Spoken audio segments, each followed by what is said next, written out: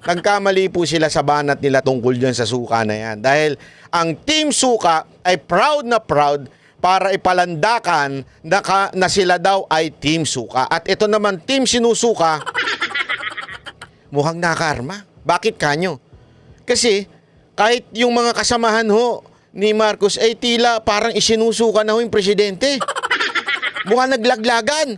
Mukhang hinihiwalay na nila yung sarili nila sa presidente. Ops. Nako, eto sinasabi ko mga kababayan. Nako, so, mga kasamahan ni Pangulong Marcos, nilalaglag na siya. Ang lupit. So sa video na to mga kababayan, panoorin mo magmula umpisa hanggang sa dulo. Makikipanood tayo dito sa aking tropa, ating kaibigan, ating idol na si Banat Bay. Alright, yan Banatero. So kita nyo naman yung profile ko, di ba? Kasama ko sa dyan silang mga magkakasama sa Banateros. Siyempre mas tropa ko dyan si Tol J. Guevara. Yan, kami dalawa. So maraming salamat kay Tol J. Guevara dahil nakapunta ako ng SMNI. So ngayon mga babayan, itong ating panonoorin, Diyos ko, ayan, umpisa pa lang, naglalaglagan na. Grabe to. At ay, syempre, alam nyo naman, ay talagang mainit ang labanan. Pero ngayon pa lang, medyo parang nagkakabuhol-buhol na yung tali nila. So, ito mga babayan na panoorin mo ang video na to. Tapos subscribe kay Idol Banat Bay. So, umpisahan na natin. Panoorin mo to. Ang ganda nito mga babayan. Marites to. Talagang trending na trending yung suka natin, no? Okay, panoorin mo na. Then like mo sa dulo. Alright, let's go. Nagkamali po sila sa banat nila tungkol dyan sa suka na yan. Dahil ang Team Suka ay proud na proud para ipalandakan na sila daw ay Team Suka. At ito naman, Team Sinusuka, mukhang nakarma. Bakit kanyo? Kasi kahit yung mga kasamahan ho ni Marcos ay tila parang isinusuka na ho yung presidente. Mukhang naglaglagan. Mukhang hinihiwalay na nila yung sarili nila sa presidente. Hindi po ako nagsabi niyan. Papakinggan natin mismong galing doon sa kanilang mga kandidato. Ipapaliwanag ho natin yan. At ngayon nga, di ba, nakita natin yung kay Pastor Kibuloy. Hindi, kasi meron nung gumawa ng comparison. Hindi ko hindi ko iaangat ang sarili ko. May gumawa ng comparison kung gaano kaingay doon sa kay Andrew E. at kay Banat Bay.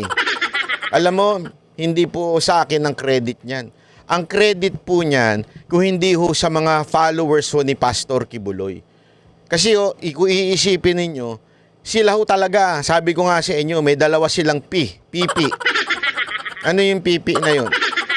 Puso at panalangin. Yan po ang meron ang ito pong team nila Pastor Kibuloy. Makikita mo yung puso nila talagang umaapoy para sa kanilang pastor. Kaya naman nagmukhang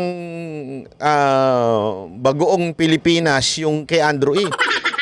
Hindi naman natin inaaway si Andrew E. Idol natin yan. Napakagaling na rapper niyan. Yan talagang ghetto, nagsimula ng ghetto rap sa Pilipinas. And I really admire that person. Trabaho lang yung kanya. Yun ang pinagkaiba sa amin. Ginagawa niya yun because of trabaho. Ako, ginagawa ko ito dahil talaga sa puso ko ang pagsuporta ko kay Pastor Kibuloy. At sigurado ko, ramdam din naman po yan ng mga taga-suporta ni Pastor Kibuloy. But again, the credit is not mine. Kasi kahit ba naman sa sobrang dami nilang kandidato doon, naandun pa sila sa balwarte nila, at isang kaganapan lang yun. Yung kay Pastor Kibuloy, nationwide na kaganapan yun. Hindi lang ho yun. Wala pa siya sa balwarte niya. Dapat ang balwarte niya, Davao, di ba? Naandi dito siya sa may Pasig ginawa yun. Hindi ho niya balwarte yan. And yet, ganun kaingay ang mga followers ng team ni Pastor Kibuloy. Kaya palakpakan natin sila. Pasensya na kung naikumpara kayo. Hindi ho akong gumawa niyan. Hindi ko ho page yan. Pero gayon pa man, sabi ko nga, ito na yung simula ng araw na ginawa ng Diyos para lumabas ang katotohanan, para lumabas ang tunay na nangyayari estado ng ating bayan. At ngayon, di ba? Yung speech ni Pangulong Marcos, hindi ko na ipi-play dito. Hindi ko kasi mahanap. Parang wala naman nag-share. So hindi ko na ipi-play dito. Marami ho ang nagtaka. Bakit nagbago ang ihip ng hangin? Bakit all of a sudden, si Marcos never bumanat yan? Kahit ilang beses siyang banata nung panahon nila Leni Robredo, nung panahon ng mga Dilaw, never pong nag-retaliate si Marcos. Never. As in never. So, all of a sudden, di ba? Presidente ka na. Ikaw na may hawak ng kapangyarihan. You should have ignored everyone. Kasi wala ka nang dapat patunayan. Dahil ikaw ay presidente na. Hindi mo na kailangan kumbinsihin ng taong bayan. Dahil ikaw ay presidente na. But all of a sudden, bigla po siyang nagbago ng ihip ng hangin. Alam nyo mga kababayan, ako may isa akong hinala dyan. Kasi alam mo, may mga kilala-kilala tayo dyan sa paligid. Meron tayong mga kaalaman dyan. Meron ako nararamdaman. Meron ako nararamdaman na ito na naman ay hindi speech ni Marcos. Ito'y ifinid lang sa kanya ng mga amuyong niya. Kasi kung matatandaan ninyo, sa interview, panoorin ninyo, interview ni Atty. Vic at kay Karen Davila. Tama, kay Karen Davila. Sabi, tinanong siya doon, bakit dati, bakit ka umalis, bakit ka, nilinaw ni Atty. Vic, dahil nga daw, sa maraming amuyong na bagong salta lang at biglang gustong magdesisyon sa mga bagay-bagay sa pamamahala ni Marcos, dapat sila lang yun. Sila lang ni Atty. Vic yun. Tama nga naman kasi 6 na taon silang more than 6 years silang nagsama, pinaglaban ni Atty. Vic si Marcos, and all of a sudden, yung mga bagong, ang sabi nga ni Atty. Vic, is yung mga bagong salta lang, yung bagong pasok lang, yung bago lang sumuporta, abay biglang nakialam sa mga desisyon. Yun daw ang isa sa dahilan kung bakit umalis si Atty. Vic. Di ba? Tapos naalala ko tuloy ito. Kasi yung biglang pagpalit ng ugali ni Marcos, wala sa kanyang karakter. And ito personally, noong mga panahon na tayo po'y naiimbitahan pa sa bahay niya, nung tayo'y nung hindi pa po siya presidente, iniimbitahan yung mga vloggers. Ilang beses ko pong nakita yan si Marcos at saka yung kanyang asawa. Wala sa kanyang personalidad yung ganyan. Kaya ako naniniwala ako na merong amuyong nang nagbigay ng speech niya kasi binabasa lang niya Binabasa lang niya po yung yung kanyang speech. May nagbigay sa kanya na nagmagaling. Banatan mo to, banatan mo to. Ang linaw na nung kanilang campaign manager ay tinanong, sinabi nilang we will not get involved sa negative campaigning. Hindi kami papasok dyan sa negative campaigning. Yun ang unang bitaw ng kanilang campaign manager. Tapos ang proclamation, binanata ni Marcos yung mga kalaban. Sablay talaga Sablay na sablay. Sa tingin ko nga, doon siya nagbigay ng speech sa kanya ang sumablay dyan. Sobrang umepal, nakialam, pinabasa sa presidente, hindi ko alam kung hindi nabasa ni Marcos at nung kanyang binanggit, ayun na, patay na. Nadali siya. Hindi, marami ho nag-react Hindi maganda reaction. Bakit all of a sudden biglang ganyan? Meron pang ang survey sa isang istasyon, hindi SMNI. Ang dami ho nag-react, sabi hindi tapat niya ginawa yun. Ito yung mga supporter ni Marcos ito na-disappoint. Okay? Tapos ngayon may press con. Ito matindi. Doon sa press con, tila nilaglag ng mga senatoriable ni Marcos ang kanilang pinunong si Pangulong Marcos. Tila inilayo nila, naghugas kamay sila. Tila lumalayo sila sa sinabi ni Marcos. Paano ko masasabi yun? Ito, patunayan natin Papakinggan natin ito. Pasok. Good afternoon po, ma'am, sirs. I'm Melalas Moras from PTV4.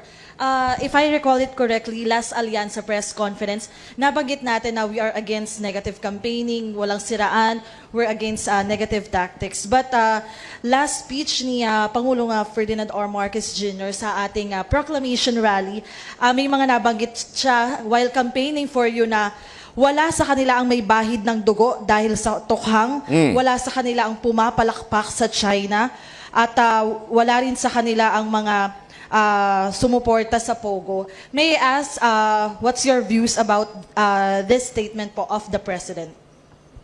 Hindi naman kandidato si Presidente. Parang malabo yun, sir, ah. Hinahangaan ko pa naman to si Senator Soto minsan.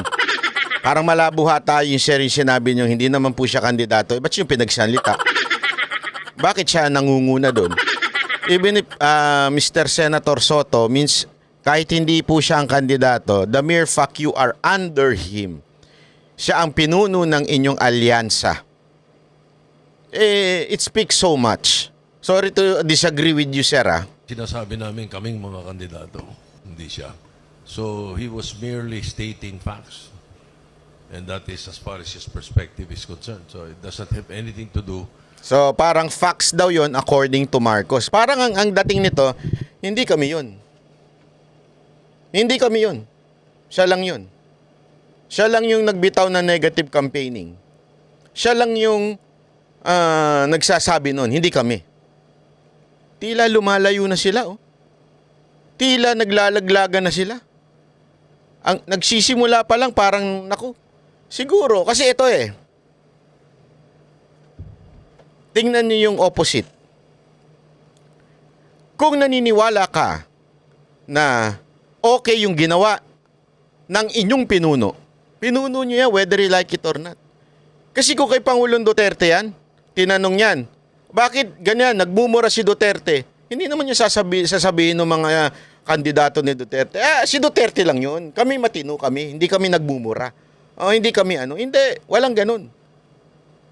Ipagtatanggol pa nila. Tama, mali.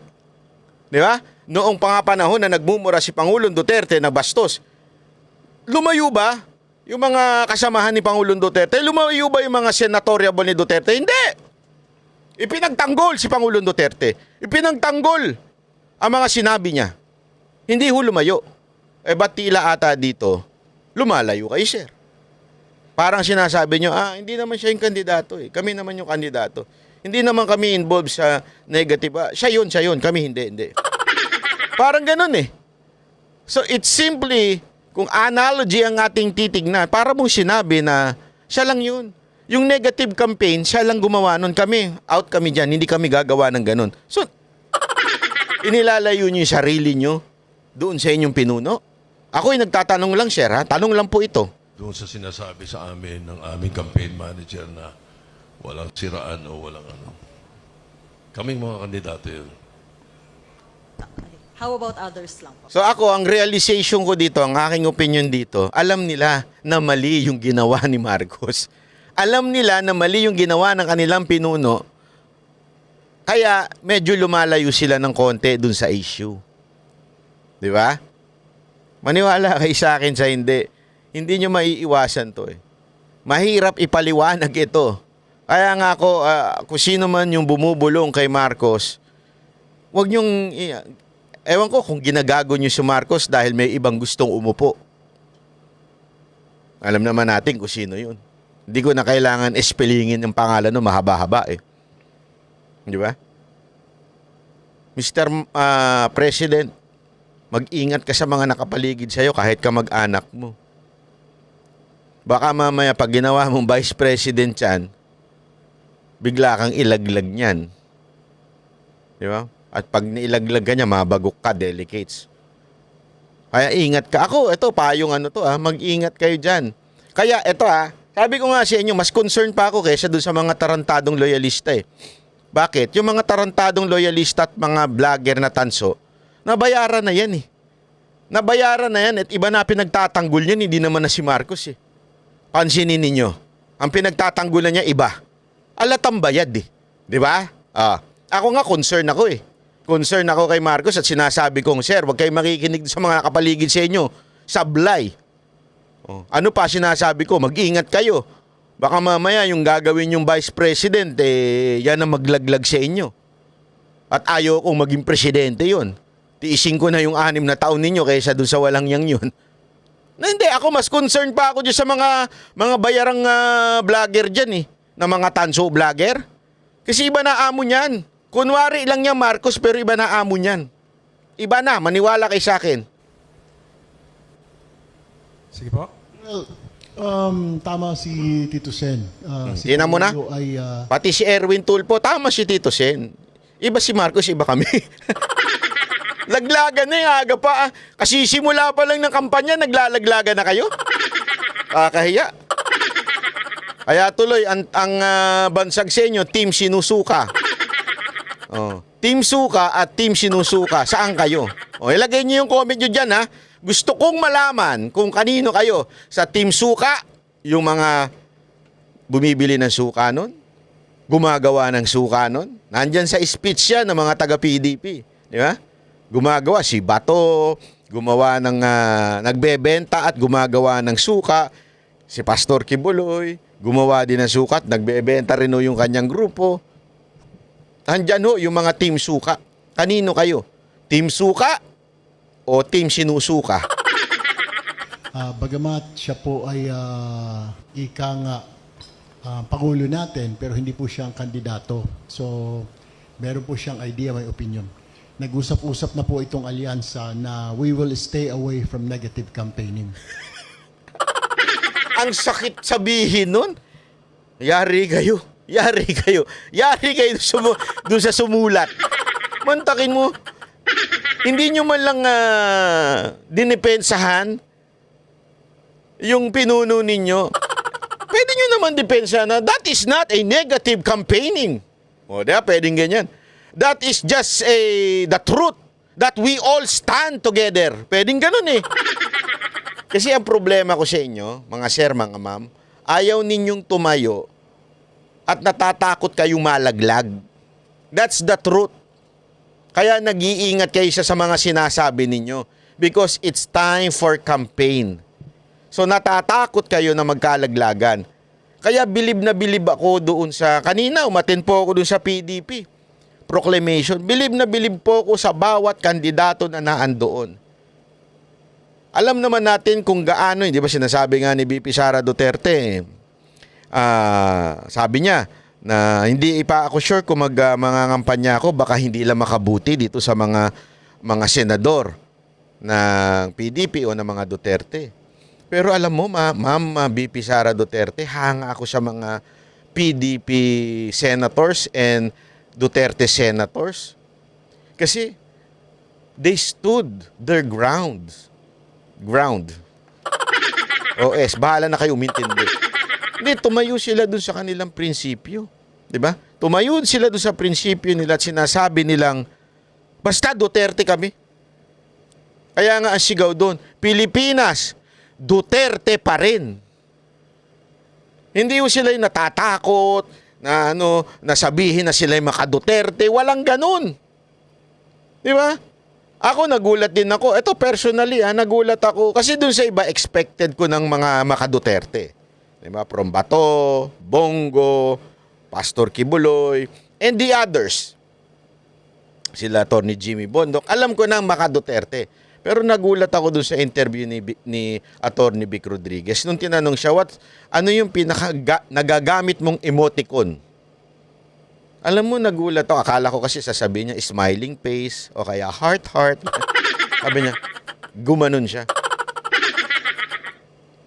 That is so risky in the part of Atty. Vic Rodriguez kasi alam naman natin, malapit siya sa mga Marcos.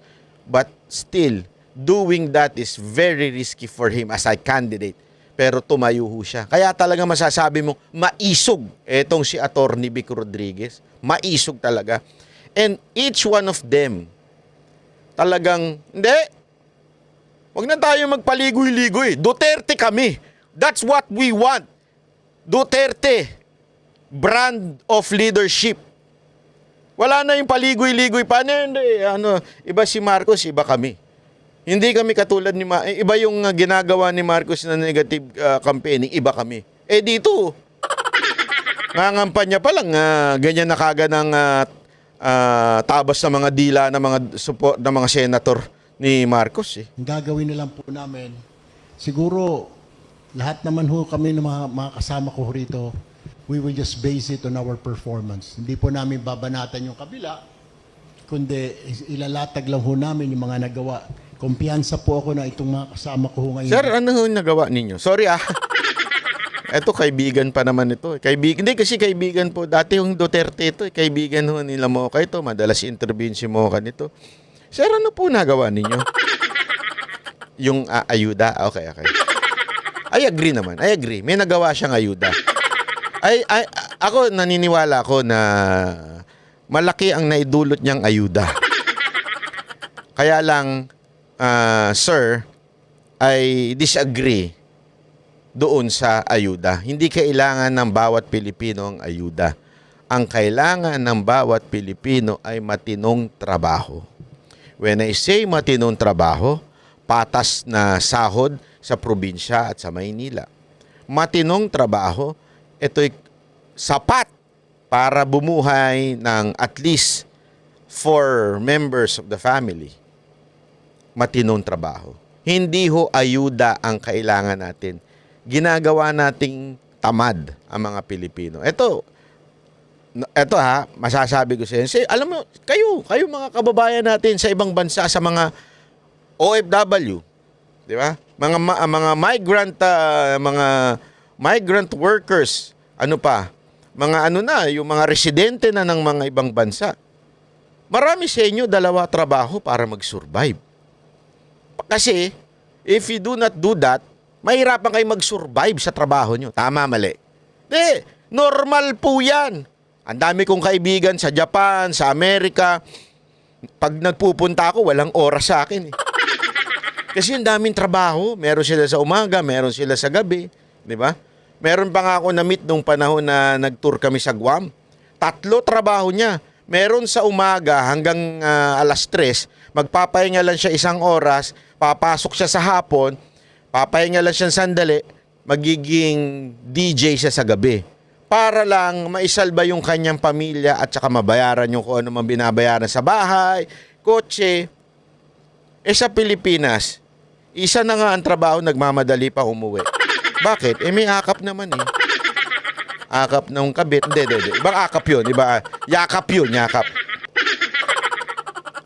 May akap naman. Kaya umuwi na maaga. Wala silang okay na ito.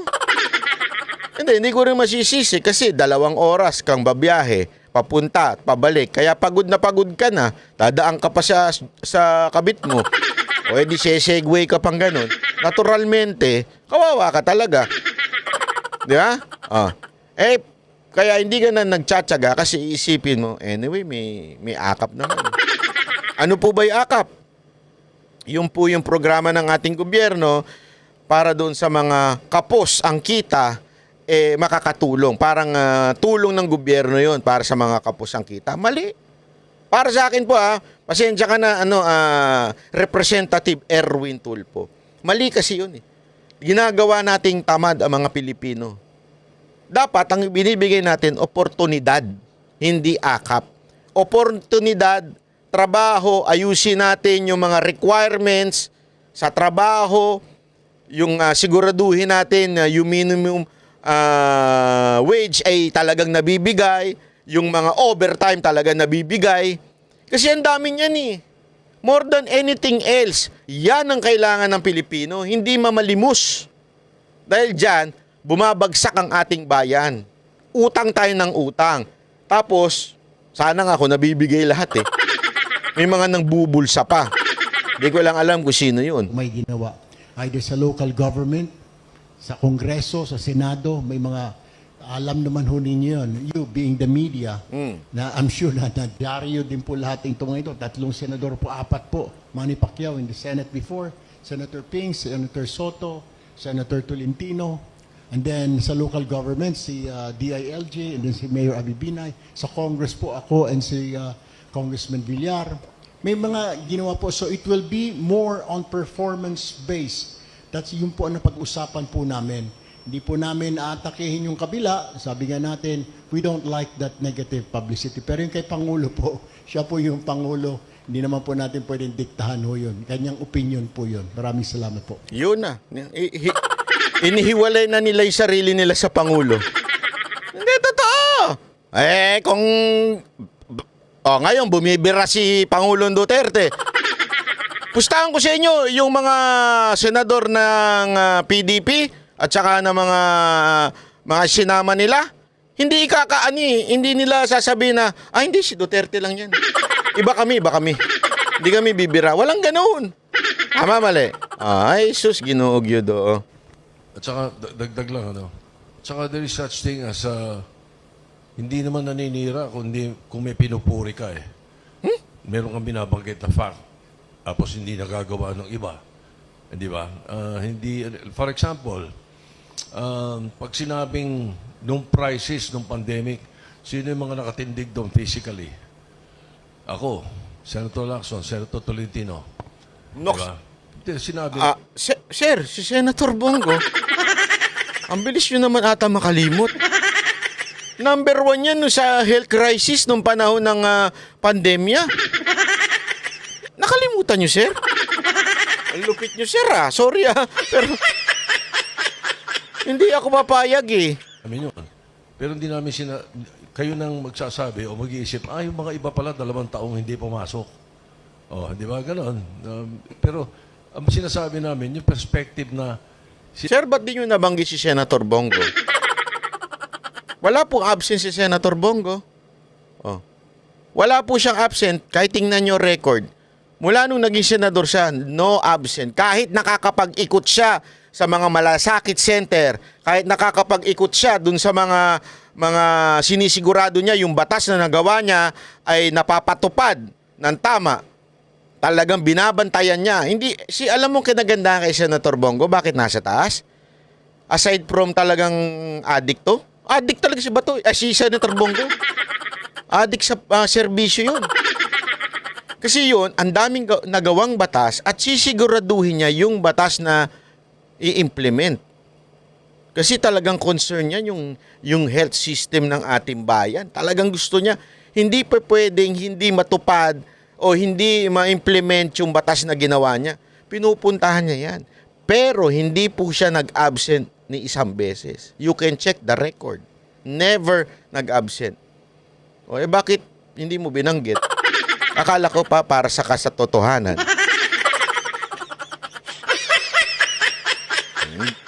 Banat ba? Hindi naman sila kakasama yun. I understand. Okay? I understand. Kaya hindi mo nabanggit kasi hindi naman mo kasama yun dyan sa partido mo. But the point is this. Do not justify na kayo, trabaho ang magagawa ninyo. Kasi kung kayo nagawa nyo, nagawa rin ng mga taga-PDP yun. Si Bato, nagawa din niya yan. As a matter of fact, sabi nga ng mga tao, without Senator Bato, okay, during the time of PRRD, malamang sa malamang, hindi naging matagumpay ang laban sa droga o yung war on drugs. Hindi ho magiging matagumpay. And yung peace and order, hindi ho magiging matagumpay noong panahon ni Pangulong Duterte without Senator Bato. So, ibig lamang pong sabihin, yung pagbo-boast ninyo na, hindi kasi marami kaming nagawa, yun naman ang doon, at we will not go into negative campaigning. It's not enough proof to convince people na you should be voted. Dahil there are more candidates right now in PDP na talagang mas nagtrabaho, mas talagang nagsipag. Meron niya, isa sa PDP. Hindi pa senador, mas marami pang nagawa sa inyo. Sorry to say, mas marami natulungan. Hindi pa ho ito opisyal. I-double check nyo mga nagawa ni Pastor Kibuloy. I-double check nyo, kayo mismo mag-check. Di ba? Kaya nga ang dami nagpapapicture sa kanya mga kandidato. Bakit? Dumami sila ng ganung kadami. Tapos sobrang effective ng kanilang church. Ayun ang yun ang tunay na record, ika nga. binubuhat ni Presidente yung mga kandidato. Ganon yun eh. Kaya lang may tinatamaan. Dahil, pag meron kang inangat, may tatamaan kahit paano. Parang ganon lang yung perspective niya. Pag meron ka inangat, may apakan ka. Munti ka na siya madulas doon. Okay lang yan, okay lang yan. Alam mo, eto hanga ko dito kay Senator Soto. Honestly, ako, aminin ko sa inyo, hanga ako dito sa logic nito pagka mga ibang bagay. Hanga ako dito. Kaya lang ang hirap ipagtanggol, sir, pag alam nyo sablay, no? Kita Kita nyo, hirap na hirap silang ipagtanggol ngayon. Alam nila kasing sablay eh. Sablay yung gumawa ng speech na yon. Sablay talaga. Kaya tuloy hirap na hirap silang i-justify ngayon. So, as I said, hindi siya kandidato. Sige po, Secretary Ako, Abalos, din Senator Pacquiao po. Ay, sorry. Okay. Well, let's look at it sa buong konteksto. Huwag muna yung isang parte lang. If I will recall it right, nagsimula ang ating Pangulo, pinupuri niya ang kakayahan ng bawat isa. 12 po kami at ang aming tema ay dalahan. Ba't gumaganon yung ano niya? Hindi, ako, baka may sira yung camera. Parang ano yan, alam niyo yung jelly effect? Yung, kasi mahilig po ako sa sa technology. Yun yung problema ng iPad mini, yung iPad mini 6. Yung 7 na, solusyonan na daw. Yung pag ginaganon mo, parang ang tawag dun jelly effect. Parang may jelly effect yung yung pananalita niya. Ako nagtatanong lang baka sira yung camera. Sinabi ng ating Pangulo, may mga re-electionist na senador, may mga congressman na makakasama, may mga abogado, may mga kababaihan. Pinuri niya ng pinuri. At nung sinabi niya na wala man dito sa mga ito, sa China, di man kami magiging ng China, well, for me, hindi naman masama na sabihin mo yun. No? It's not negative. As if you're going to look at that, lahat naman talaga kami, we are for Philippines. Ito talaga ang umangkla kay Marcos. Yung dalawa medyo lumayo-layo na eh. Ito, umaangkla. Kasi hindi naman ito makikilala kung hindi dahil sa administrasyon ni Marcos eh. As a matter of fact, di nga ito mananalo eh. Hindi ito mananalo pag hindi siya humingi ng makinarya galing sa administrasyon. Alam niyo na ibig sabihin ko ng makinarya. Pag wala itong makinarya, malabong manalo ito si Abalos. Wala namang nagawa ito maayos eh. Yan ang totoo. Ang nagawa lang nito maayos, sumipsip. Oh. Ito ang dalawa sila ni Binay. Si Abby Binay at saka ito, parehong dalawang sumipsip ko eh.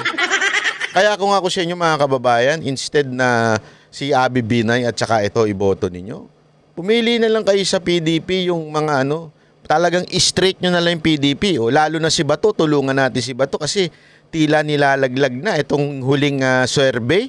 Mukhang nilalaglag siya, talaga nilalagay siya dun sa dulo eh. Para talagang isipin, mind conditioning ba, wala na, matatalo na yan kasi si Bato kasi ang talagang dumidiin sa Duterte eh. Itong mga nakaraan din, siya talaga yung pumalag eh, di ba? Kaya tuloy siguro yun ang inilalaglag nila sa mga survey. Kaysa na ito at saka si Binay, wag na yan. Di ba? Si Bato na lang tayo, tsaka yung iba pang mga kasamahan sa PDP. Hindi ba? And none of us are against extrajudicial killing. No, so I don't see anything wrong with that, no, sa pagkasabi ng ating Pangulo. Let's look at it, yung konteksto ng pagkabuo, no? Sana yun po ang tingnan natin. Okay? Salamat po. Kung ako po, mahilig ako mag-analyze, and I'd like to stretch my imagination a bit further. Alam nyo, yung Pangulo, may access to sa lahat ng information. So I'd like to think na mayroong pinanggagalingan yung kanyang passion do sa kanyang speech para magbigay ng pitch sa kanyang mga kandidato.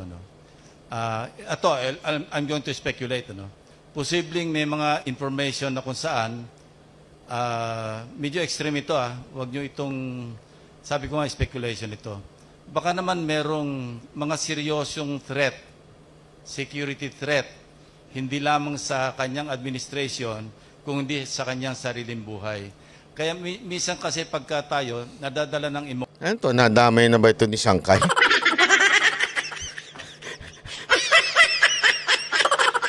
Sangkay, ikaw ba yan? Parang nagiba si...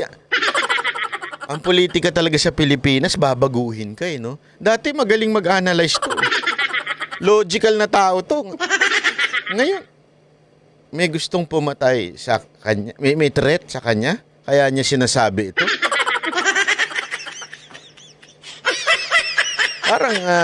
Parang wala sa hulog yun Na-express natin in a subliminal manner. Na isasama natin sa ating pananalita dito mismo sa press con, pwedeng nakakasagot tayo sa isang tanong na medyo lumalampas tayo doon sa tinatawag nating yung norms. Ano? So, yun lang ang masasabi ko. As I mentioned earlier, and hindi naman tayo privy doon sa mga posibleng dahilan o information na nakakalap ng Pangulo ng Pilipinas. Kasi unlimited, yung kanyang information. Unlike us, no, laymen, and possibly yung mga tulad ni Senator Tol na nakaupo sa Senado. At yung mga Hirap na hirap sila ipaliwanag. Ay, nako. Huwag na kasi kayo magpaliwanag. Sabihin nyo na lang ang simpleng bagay. Mali yung nagbigay ng speech sa kanya. Kaya syempre, di naman nila pwedeng sabihin yun. Baka bukas na bukas, sibak sila dyan sa partido. Huwag nyo na ipaliwanag. Hindi nyo mailusot eh. Hindi nyo talaga mailusot. Nasisira pa yung credibility ninyo. congressmen, hindi rin nila abot yung mga malalalim ng mga information na pwedeng pumasok sa ang information do sa kaalaman ng ating Pangulo. So yun lang masasabi ko. Kaya I'd like to stretch my understanding by analyzing kung bakit ganon ang tono ng kanyang speech. Yun lang po masasabi ko. Yes, Senator Pacquiao. Ito na. Yari na. Hoy, huwag ka naman grabe to si Abby Binay naman, oh. Nasa telebisyon ako. Ano ginagawa mo dyan? Pakadugyot naman, oh. Huwag naman gayaan. Hindi naman siguro atake yun. Para sa akin, hindi naman siguro atake yung sinabi ni Presidente, kundi sinasabi lang niya yung background, lahat ng mga kandidato, yung line-up niya. And also, gusto ko lang sabihin sa lahat na yung mga kandidato na mahilig mang-away o tumatakbo, mahilig mang-atake, siguro hindi siya tumatakbo para sa bayan, kundi tumatakbo siya para sa...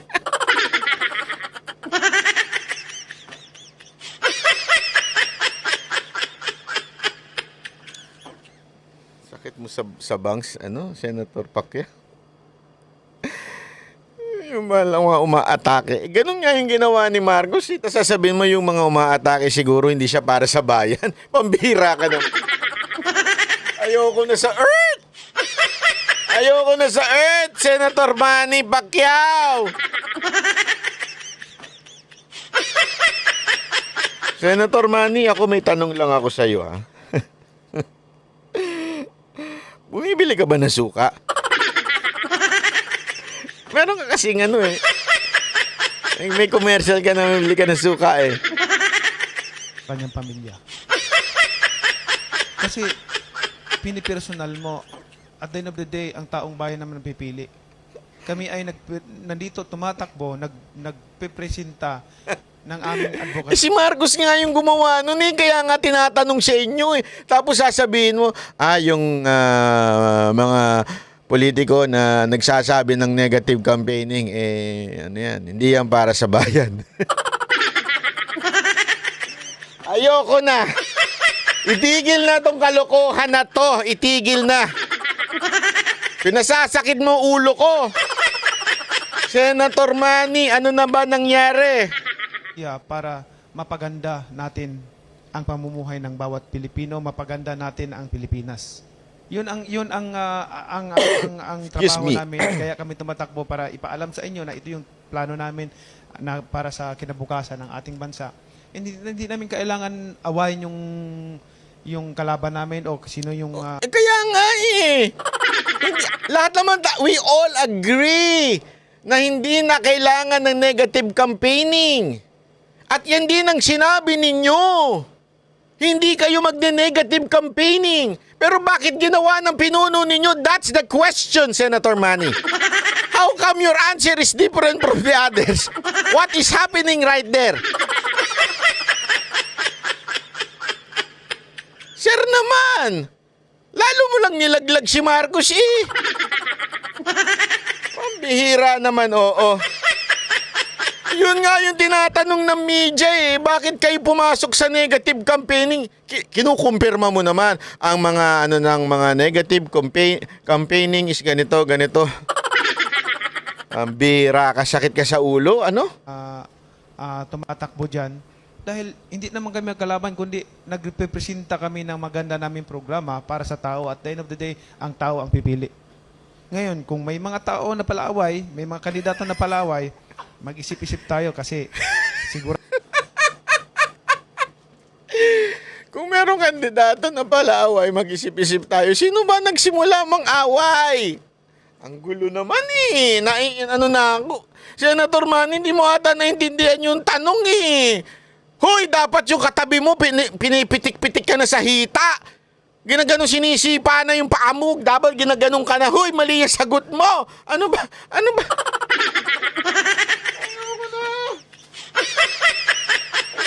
Ayoko na talaga. Ayoko na. Bakit nagkakaganito bayan natin? Sakit sa ulo. Sakit sa ulo. Ay! Ay! Ako. Yan. Maniwala ka sa akin. Ang dahilan ng Tulad do sinabi mo noon. Maniwala ka sa akin pag nanalo yan na magma-martial law. Sinabi mo rin yan noon eh. Ang korupsyon, di ba sinabi mo? Napatunayan na sa korte. Maniwala kayo sa akin. Yan din sinabi mo noon, maniwala sa'yo. Pero yung dati mong kinakalaban ng negative campaigning mo noon, kasama mo na. Pinuno mo. In-endorse ka pa. Senator Manny. Kunin mo akong campaign manager, mali-mali yung sinasabi mo eh. Ang sakit mo sa bangs. Please lang please lang. Please. Bagsak ng bansa natin mula noon hanggang ngayon dahil sa korupsyon, dahil sa kahirapan, dahil sa paghihirap ng mga Pilipino at dahil sa korupsyon yan. Kaya alamin natin, kami na grupo, alyansa, ayaw namin na makipag-away o mag-atake ng naglatag kami ng aming plataforma para sa magandang kinabukasan para dito sa sinusulong nating bagong Pilipinas. Maraming salamat po. Marami pong salamat. Another question from the national media. Oh, ano? Yung katabi mo naman, puro ganyan.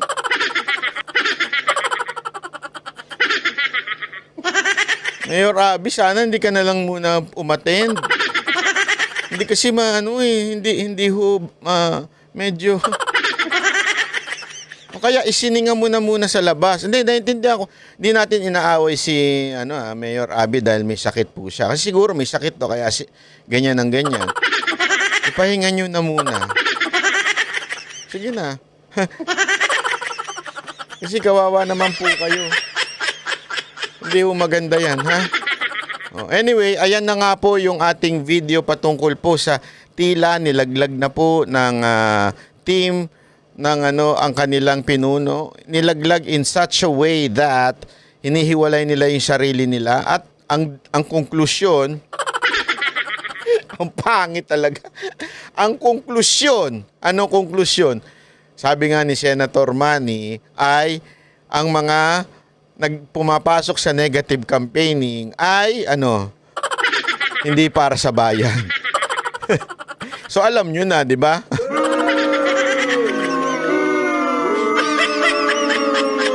Alam nyo na hindi sila para sa bayan kasi pinasok ng pinuno nila yung negative campaigning eh. Ang lupit nyo talaga. Simula pa lang talo na kayo. Ang sakit nyo sa bangs. Simula pa lang talo na kayo. Anyari? Ang bira kayo. Exciting talaga itong eleksyon na ito. Kaya abangan nyo pa yung mga video na ilalabas natin dahil maniwala kayo, marami tayong ilalabas na video at talagang exciting itong campaign period na ito. At talagang tingnan natin, busisiin natin yung mga pambobola nitong mga to. Babantayan namin kayo, yung mga buladas ninyo. Huwag po kayo maniniwala sa survey, maniwala kayo sa amin. Ito ang prueba nun alam nyo ba si Robin Padilla nun, ang layo-layo nun, tas biglang naging #1. Kaya huwag kayo maniniwala sa survey. Kasi, yung survey na yan, baka mamaya, alam mo yun, mind conditioning lang yan. Tapos, pag na mind condition na kayo, bakit sasabihin ng iba? Bakit yun talaga ang lumalabas? Di ba? Minsan, may ganun lumalabas talaga sa survey. Kasi nga, na mind condition ka na. At bilang Pilipino, ang eleksyon sa atin ay parang sugal. Doon ka tataya sa mananalo. Dahil ayaw mo maging talunan sa buhay. That's the truth. Sometimes, yung eleksyon, doon tayo sa kung sino yung mananalo, yun na iboboton. Kasi ayaw nating pagtawanan tayo ng mga kaibigan natin. Dahil talunan na nga tayo sa buhay, pati ba naman yung binoto natin, talunan pa. Huwag po dapat ganun ang mindset natin. Dapat ang mindset natin, kung sino yung karapat dapat, whether manalo o matalo, yan ang iboboto ko. Eto kasi may magandang gagawin. Eto may maganda nang nagawa, kaya iboboto ko. Hindi dahil sa, hindi ko na iboboto kasi sayang yung boto ko kasi hindi naman mananalo yan. Baguhin na natin yung ganyang klase ng mindset. Dapat kung sino talaga yung sa tingin natin, yun ang iboto natin.